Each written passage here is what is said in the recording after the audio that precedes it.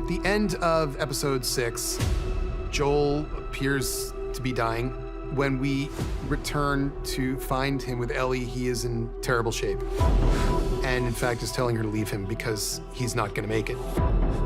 Ellie has to make that decision. In the moment she hesitates, we are brought back in time to an Ellie we have not met. We get to see what is it like to be a kid in this world. Before you get thrust on this crazy journey or find out you're immune to the cordyceps, you're just a kid in a military school that feels like she doesn't belong. She has no connection with anybody else, except for this one girl that left her. And she thought was dead because she was gone for so long. Are you okay? I'm fine. I just ran away for a bit, that's all. If you're going through some shit, you're supposed to, I don't know, talk to your best friend about it. Riley is Ellie's only friend, really, in the QZ zone. She also has quite a big crush on her. Their bond and their relationship is very real and pure and fun. They have a really interesting dynamic, and I loved working with Storm to create that.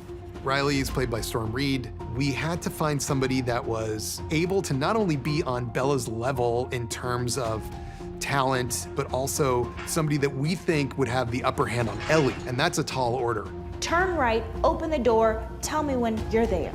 Go. Fine. This is Riley's one last chance to show her love and appreciation before she goes away. Are you there? I'm here. Now what?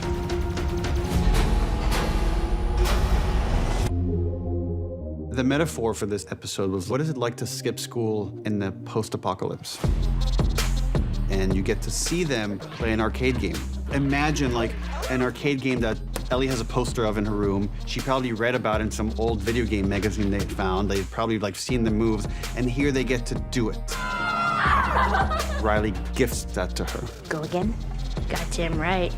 It was so much fun to film. It was crazy, very full on. And those days were long and emotional and taxing, but honestly, they're so rewarding and so satisfying. It's really cool to just walk around and admire the work that people do. The authenticity of what the world looks like or what the mall looks like, they did an amazing job. The mall was, I think, one of the most amazing sets. We had to get a carousel, we had to do a Halloween store, we had to do a Victoria's Secret store. What? Nothing, I was just trying to imagine you wearing that. Shut up.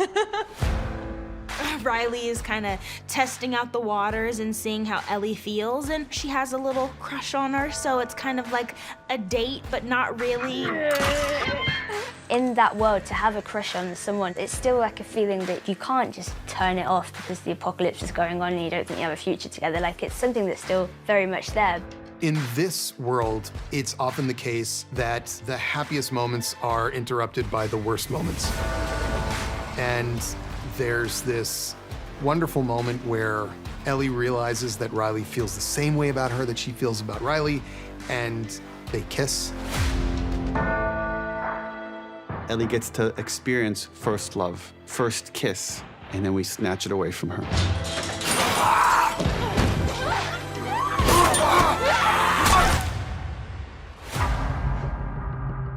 They're attacked and they are both infected. And they believe, quite certainly, that they are both going to die or turn into a monster. No!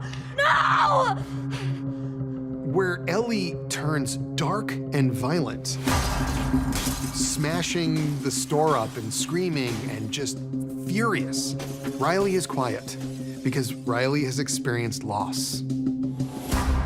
The Ellie we're seeing now has never experienced loss. And Riley does say, we're all going to the same place. Some of us just get there faster than others. But we don't quit on the time we have together. And then cutting that with Joel when he tells Ellie, leave me, and he pushes her away. But that memory is ringing in Ellie's ears, and she knows that she's gonna fight to the bitter end, because the person she loves the most now in this world is Joel, and she'll go to any length to save him. Ellie is thinking about Riley. And she's thinking about the fact that Riley didn't quit on her.